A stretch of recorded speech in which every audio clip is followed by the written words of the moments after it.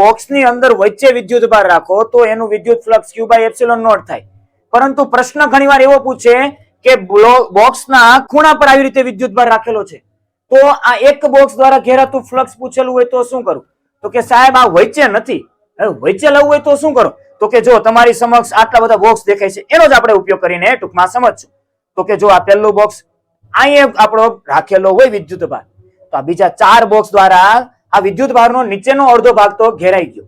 હવે ઉપરનો અડધો ભાગ ઘેરવો હોય તો બીજા જ આવા 4 બોક્સ રાખવા પડે. તો કે બીજા આવા 4 બોક્સ આવી રીતે ગોઠવી દો ક્રમ અનુસાર. તો કે હવે તમને ખ્યાલ આવશે કે સાહેબ હવે વચ્ચેનો આ જે વચ્ચે વિદ્યુતભાર હતો એ તમારો ગાયબ થઈ ગયો અને હવે એ Q વિદ્યુતભાર તમારા કેન્દ્રમાં આવી ગયો. તો કે આને કેન્દ્રમાં લાવવા માટે કેટલા બોક્સની જરૂર પડી? તો કે 8. તો કે આનું ફ્લક્સ કેટલા ભાગમાં વિભાજિત થયું? તો કે સર 8 ભાગમાં વિભાજિત થયું, એક એક આવા બોક્સ દ્વારા. અને 8 ભાગમાં વિભાજિત થયું તો કે સર આ એક દ્વારા મળતું ફ્લક્સ કેટલું? તો કે સર હવે આપણે ડાયરેક્ટલી કહી શકીએ તો કે Q બાય એપ્સિલોન નોટ હતું, એના સ્થાને શું કરી નાખવાનું? Q by 8 epsilon naught. તો આવી જ રીતે તમારે આવા કન્ટેન્ટ જોવા માટે આપણે વિદ્યાકુલ ગુજરાતી સાયન્સ ને સબસ્ક્રાઇબ કરજો.